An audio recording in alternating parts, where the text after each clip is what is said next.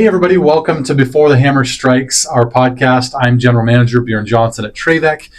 Today, I've got a guest with us, Sarah Kearney from Blue Zones, and you're the director here of the Scottsdale project. Is that right? That's correct. Tell me a little bit about you, Sarah. Let our audience know who you are. Are you from Arizona? So not originally, but I've been here since 2000. So it's the longest I've lived anywhere in my 42 years of life. Interesting. So 24 years-ish. Yes. I'm curious, you made that comment, it's the longest you've lived.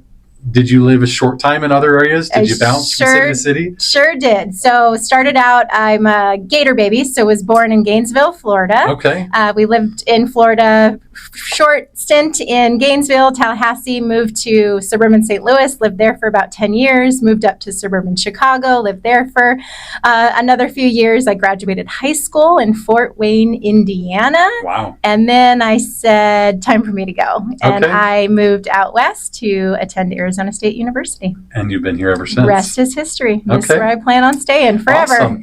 Well, it seems like everybody here is from somewhere else. Sure. So, but 24 years, that's a pretty long stint. Yeah. That's great. I love it here. So tell us a little bit about how you got involved with Blue Zone.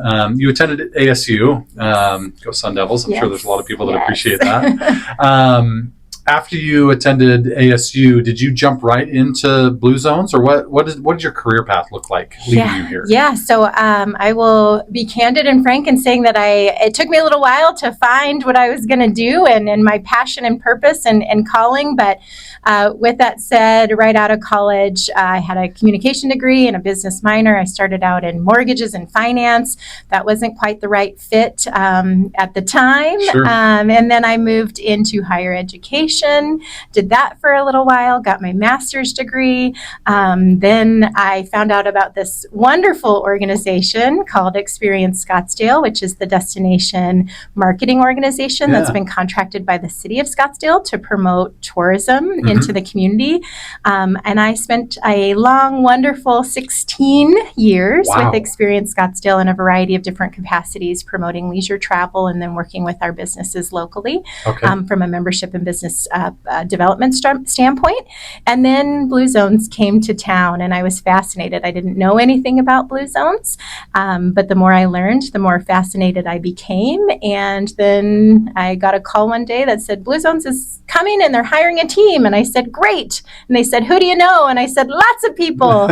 And then I wasn't sure if that call was being made with intention. And then I thought for a moment, I said, well, maybe I know me and I'd be curious about learning more what this entails. So that was kind of my journey and evolution, but had a long, wonderful career in tourism with Experience Scottsdale. So how long have you been with Blue Zone now? Yes. So I've been a part of the Blue Zones Project Scottsdale team for about a year and a half, almost a year and a half. So it's kind of fresh. It's still very fresh. There's some excitement there, which it doesn't go away. I can imagine. So a lot of our audience is probably familiar with some of the things you've done with Experience Scottsdale. Sure. We've got lots of business owners here in the area. We're here in the Scottsdale Air Park.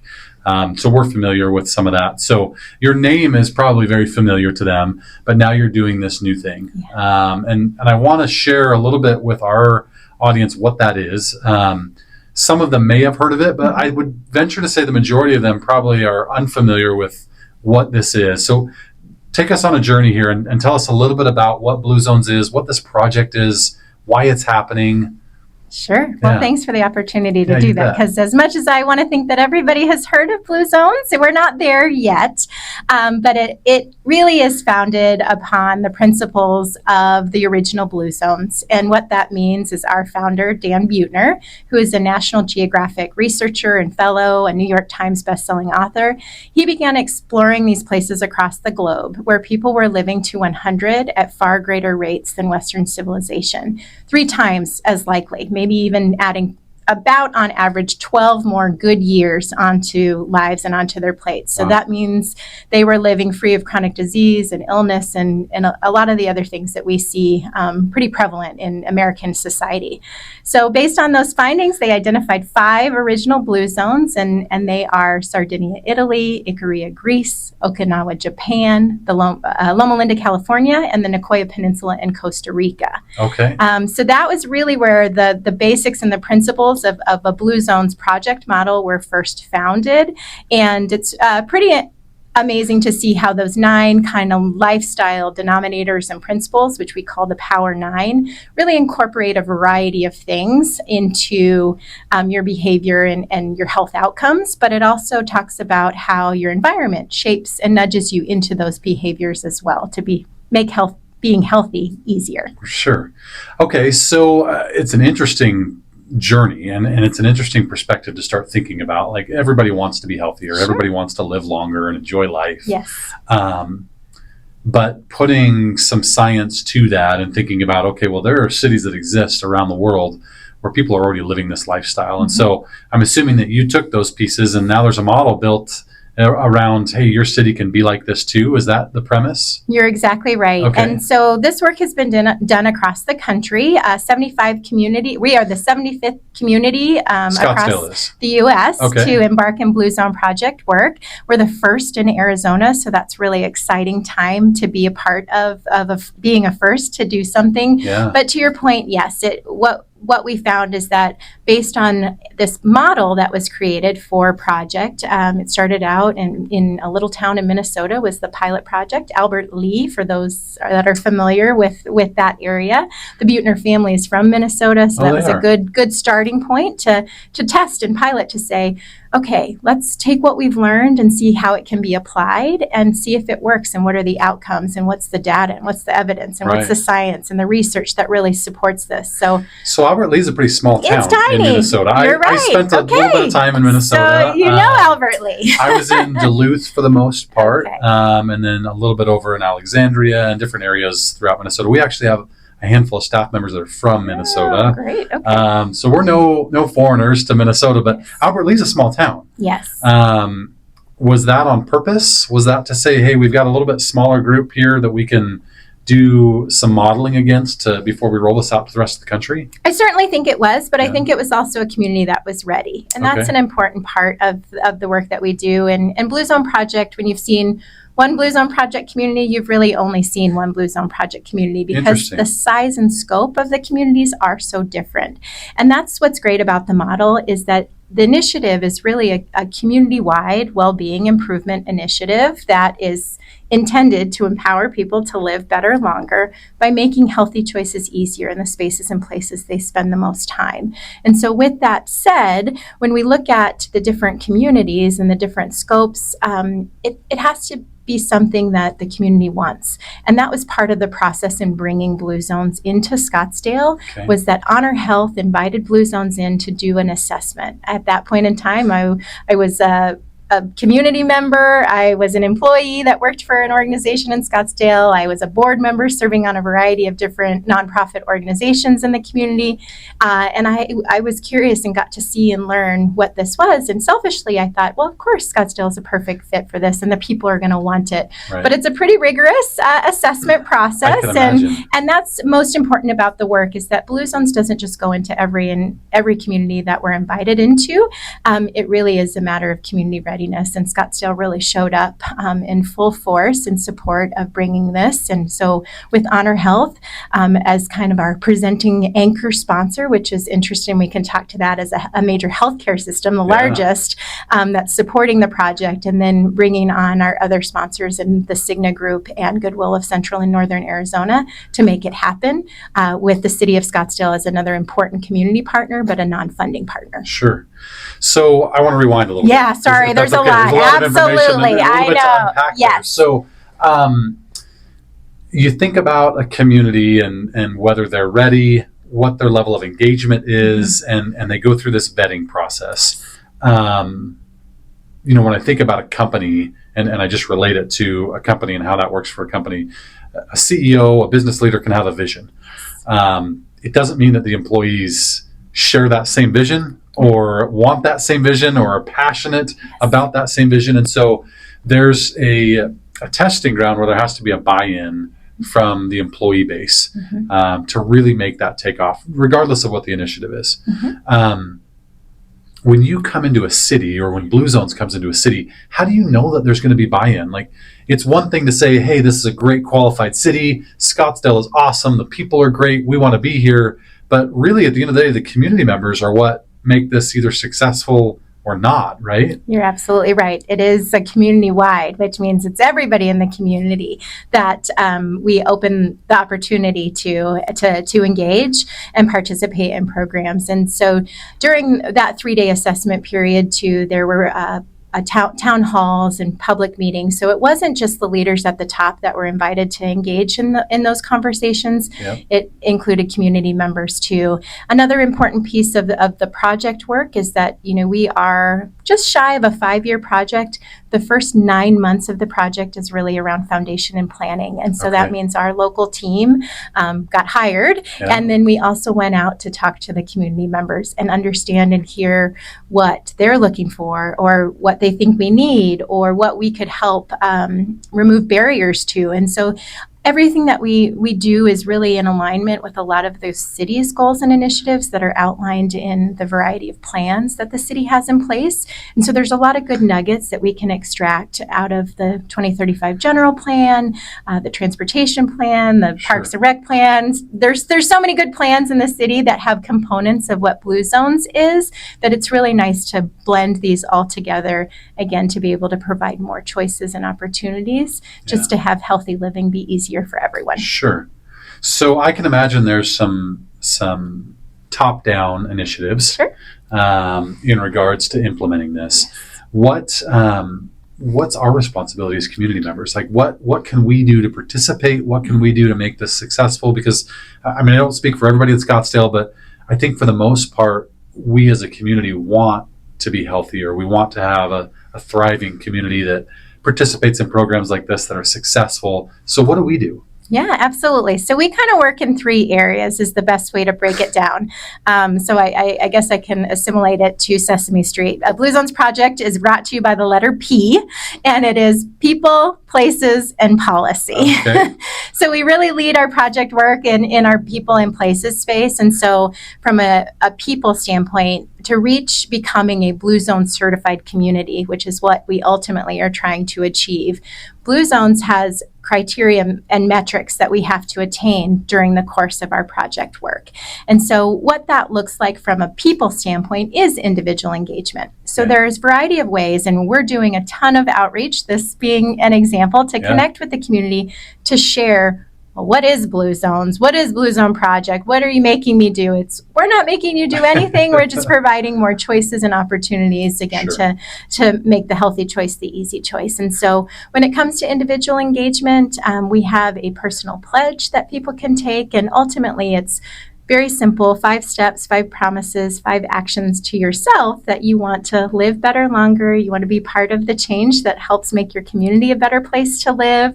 You want to wake up with more energy. These are the types of things that are in our personal pledge. So we encourage people to take the personal pledge, but we have a lot of different programs that we offer to the community and for individuals to participate in. So there are volunteering opportunities that we love, and we coordinate Blue Zones Project volunteers. There's walking groups that we curate to bring, essentially, in some cases, strangers together to meet new people, make new friends. We've had a lot of really great stories and testimonials from some of our participants of, I didn't know what to expect. It's hard to make friends. I've been kind of lonely lately, but this gave me something that I just connected with people, and I've really enjoyed it. And I feel better already knowing that weekly I'm going to go walk with these individuals. We do purpose workshops. So unlocking your individual purpose, we bring those out into the community. Cooking demonstrations, purpose MOI groups, so purpose groups bringing people together, and then we're coming up with more and more ideas to create opportunity for individuals to connect.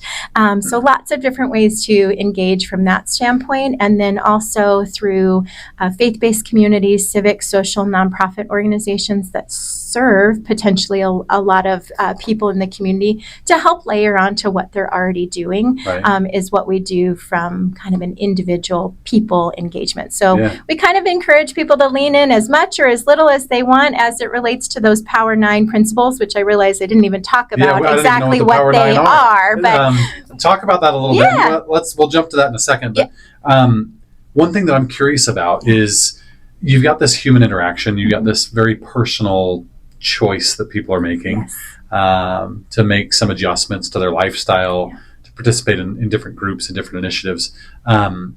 how do you measure what success looks like for this? Like how, with so many different hands in the pot, if you will, Yes. how are you guys going about measuring what winning looks like or what a successful community now looks like? Yes. So there's tipping points and kind of critical mass that we reach in each of those 3 areas. So in people, it's engaging with 15% of our adult population, 15 and older. Well, I guess that doesn't really make them adults. So we'll say 15% of our population, 15 and older, to engage in one of those kind of activities that I've just spoken of.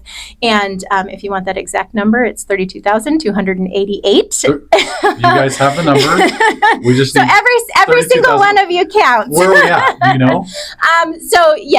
We have had there's a lot of outreach that's being done. So we've done outreach to over 7,000 people in the community. And now from an engagement back, we're probably a little over 1,000 that have participated in programs. But for year one, that's year one of transformation out of 4 years. It's a good start. And so we are getting the momentum going still and ramping up, and with more programming coming for 2025 as well. So that's one metric, but we also use the Gallup Wellbeing Index survey.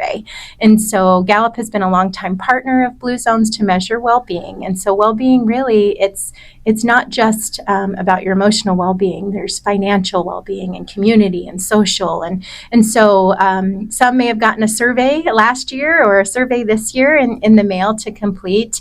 And we use that as a big indicator of well-being. So what I'll share is that most would think, Scottsdale must be faring pretty well in well-being.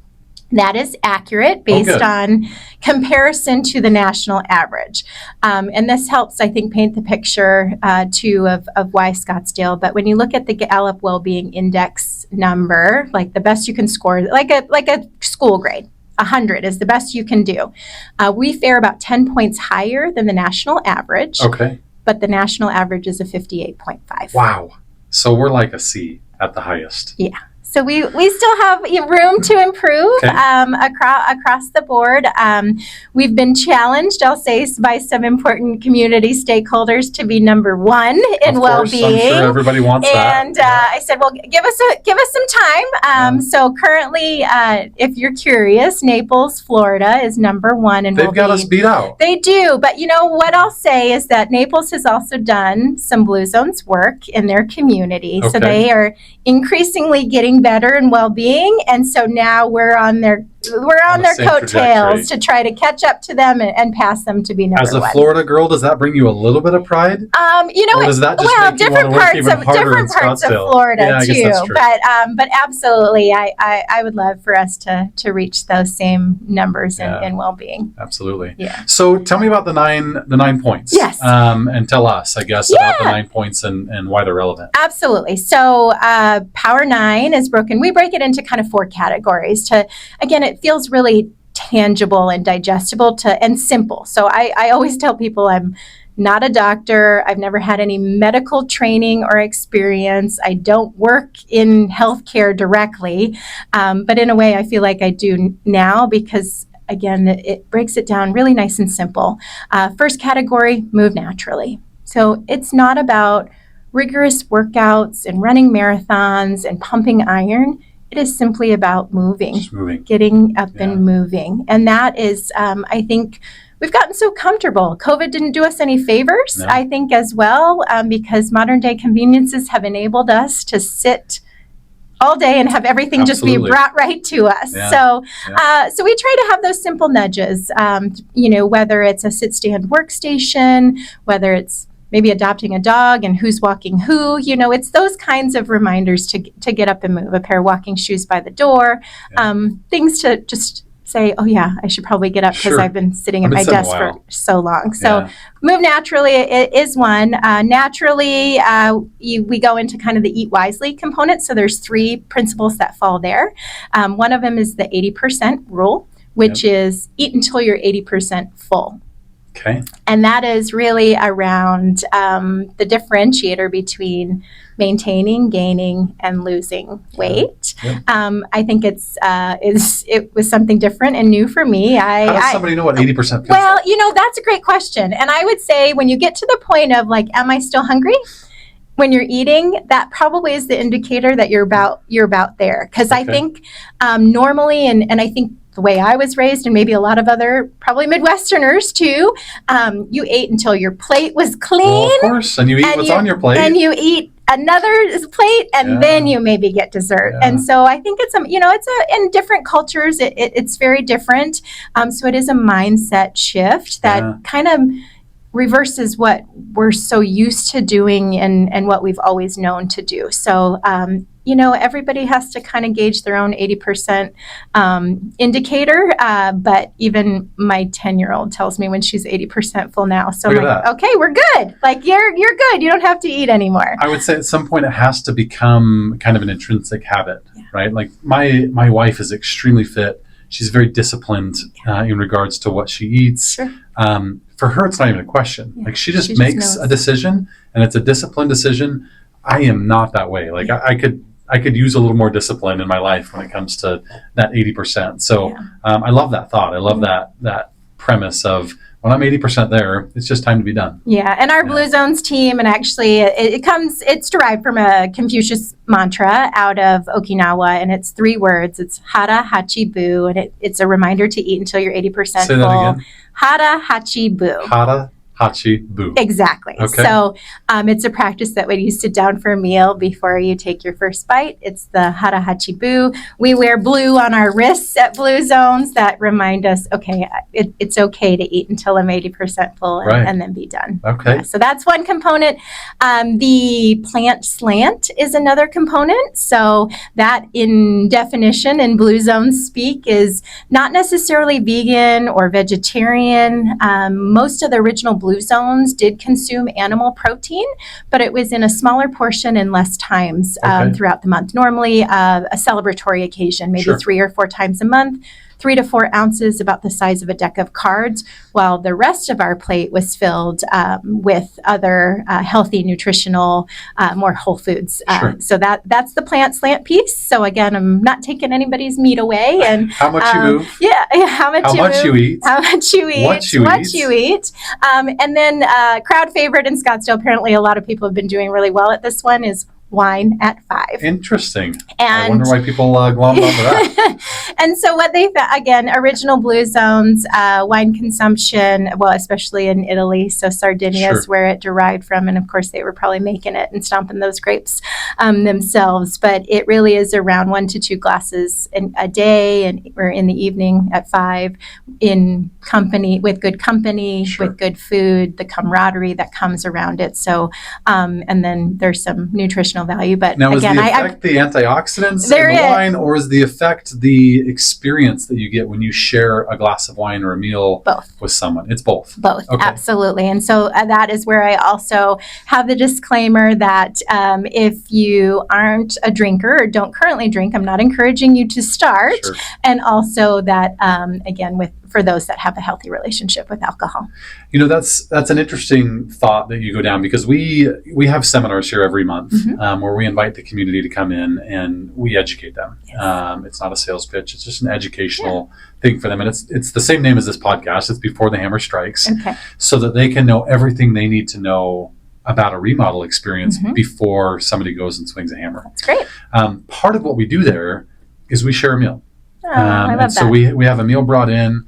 There's time set aside where we can sit down and we can have an experience and we can share a meal and we can have that connection. So selfishly, I'd like to think, minus the wine, we're satisfying a little bit of that in the Scottsdale area. Doing it, to have that experience with people and sit down and just have that emotional connection. That's cool. Really cool. That brings you right into the next kind of category of principles, which is the connection piece. And so there's 3 that fall in there. Putting your loved ones first, having a positive pack of people, and then belonging. And so those are all, again, to your point, having connection, a sense of belonging, a place of pride in your community, surrounding yourself with like-minded, positive people that have, the same outlook on life, that really impacts you as an individual and the decisions that you make too. Yeah. So if you surround yourself with people that are unhappy and negative, that takes a toll on you as an individual, and it can bring you down too. Well, so yeah, how you do you might become support unhappy and them? negative at Yeah, that how do you support them, but also while supporting yourself too Yeah. is really important. And then that kind of leads into that last category, which is around having the right outlook. Two that fall in there are really around purpose. And I know I alluded to some of the programming that we do around Yeah. purpose, but knowing the reason why you wake up in the morning could add 7 good years to your life. Wow. And so we help people unlock that through our purpose workshops. And it's really extraordinary, when you found that purpose, or you're able to live with and on purpose, and you have a clear direction of what that is and how it impacts your life. And so in Costa Rica, it's your plan de vida. In Japan, it is your ikigai, but essentially, by definition, purpose and the reason why you get out of bed in the morning. Your why. Your why. Another, yeah, exactly. We actually have a sales training later tonight here at our office for my people. And one of the first things we talk about in this Sales 101, sales psychology, sales basics training is finding your why, finding your purpose. Yeah. And the conversation is around, if you don't have a why or you don't have a purpose, something that's driving you, it'll never be enough. When you get kicked in the teeth on deals that fall through, when you get told no over and over again, when you're having a hard time with a customer and you're putting hours and hours and hours of design work into it, or you're up on a roof day after day after day, if you don't have a purpose or a why, it's never going to be enough. Like the money portion of it will never be enough. Right. So that brings me to my next point. You mentioned these 9 things. Yes. And community members can do that. Yes. But part of our audience are business owners, business leaders, businesses. Yes. What can we do as a business to implement some of these things for our employees and for the base of people that we love so much, that we spend so much time with? Yes. Perfect segue into the places piece of our work. Oh, great. So Okay. We work kind of in 4 sectors of places, and work sites is one of them. And so again, because of the generosity of our sponsor organizations that have brought Blue Zones into the community, there's no cost associated to participating in our programs. So for work sites specifically, they have the opportunity to get registered to become a Blue Zones approved work site. And what that means is that there is a menu of best practices that really can be customized for that individual employer. And that could be if you have 10 employees to if you have 1,200 employees. Yeah. And what we do is we sit down and work with whichever team members that really do take care of, let's say, benefits or the people in the organization that really do prioritize and are creating unique programming for the well-being of their employees. And what are we doing to support the employee well-being? Which ultimately, if we know that we have happy employees, their productivity increases, potentially our healthcare costs go down, we have higher retention, low turnover, and we can attract new talent as well. Works. So, these again are all drawn out to be very in alignment, all evidence-based and backed and supported, so that we know this works, right? Yeah. And so we bring all of those resources, tools, a team to help support the organization become a Blue Zones approved work site. It's things around the physical environment, or if there's food options, how do we work to, again, make healthy choices easier for the people when they come in to work every day? Sure. We know a lot of people are commuting into Scottsdale, into their workplace, and going. I'm one of those, by the way. I am as well. And so, we know that even now makes a virtuous ripple effect of not only just the people that live in Scottsdale, now it's also another group of people that work in Scottsdale that maybe have the opportunity to take some of this home with them too, and into their social circles and networks. So we love work sites. And so if you want to get registered, contact us. We want to have the conversation to talk about what the path and what the journey looks like to become a Blue Zones approved work site. We also work with restaurants, grocery stores, and schools. Okay. So those are the places. So these are what we call our life radius, the places we spend the most time outside of our home. Average American, it's about 20 miles from your home. I would say in Scottsdale, the radius is probably a little smaller. Sure. What I think we all refer to as our bubbles of where we need to get to everything that we need. But those are the 4 big places, areas and sectors that we work with. So work sites, we are working to have 25% of our total workforce become be part of Blue Zones approved organization. So it's a big goal, but we've had so much great support already. So Good. Companies big and small that are coming on board. So really some early adopters and champions, and also highlighting the great work that you're already doing. Sure. I mean, you already have mentioned some of the wonderful programs that you do for your team. That's that you're checking boxes. We get to check the box. I get to go back today to my leadership team and the rest of the employees and say, guys, we're not so bad off. We're actually doing pretty good. And then we help you kind of get to the finish line. And then what we do though is we want to make sure that it sustains so that there's a plan in place and that we're measuring improvement. Because again, great that we've checked the box, but if we don't then check in to see how we're doing along the way. So that's an important part of the work as well. It's not just to check the box. It really is deeper rooted to see those favorable health outcomes for our team members. That return and report is really important for longevity, right? Yeah.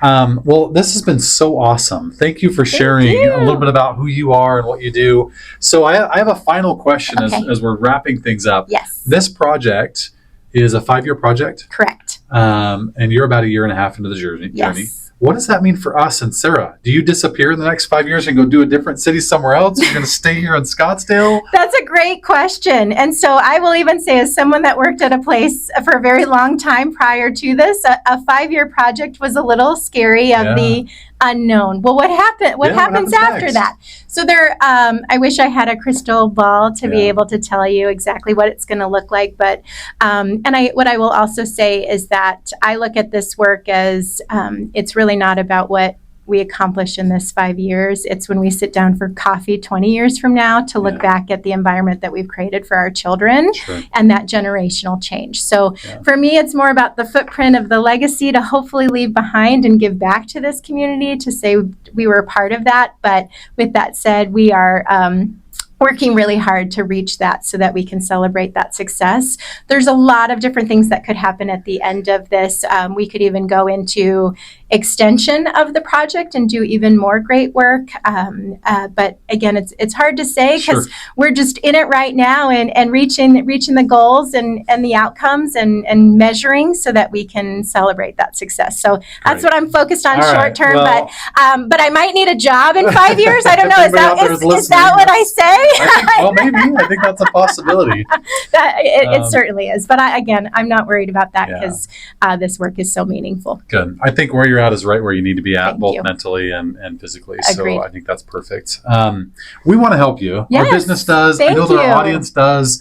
Again, Scottsdale community members have a sense of pride and boy, it irritates me that Naples is anywhere ahead of us. I know. Well, here we come, Naples. How do we get involved? Where do we go? Is there a website? Yes. Both for business owners or for the community members? Tell us how to find you. Yes, absolutely. So when you go to Blue Zones Project Scottsdale.com, you'll see a lot of different ways to engage and get involved. So there's opportunity to engage as an individual, as a business, and as an employer to just, again, have a conversation with us to see what it looks like and if it's feasible for your organization. The other thing is, it may take us 3 years to get to the finish line, right? And so we're not asking people to try to get this done, tomorrow, but we put you on a timeline that works best for you and your company and your organization. Then volunteer opportunities, all of our programs and events are on our website. So Blue Zones Project Scottsdale is the best spot to find the source of everything. And our blueprint, our strategic plan is there as well if people want to dive in a little even more deep. And then we're on most social media channels as well. So if that's your thing and you're into it, BZP Scottsdale is our hashtag and our handle across pretty much all social channels. Awesome. Thank you so much. Thank Guys, you know where to find Sarah and Blue Zones Project Scottsdale. Get involved. It sounds like there's so many opportunities, whether it's at a community level or a business ownership level or leadership level.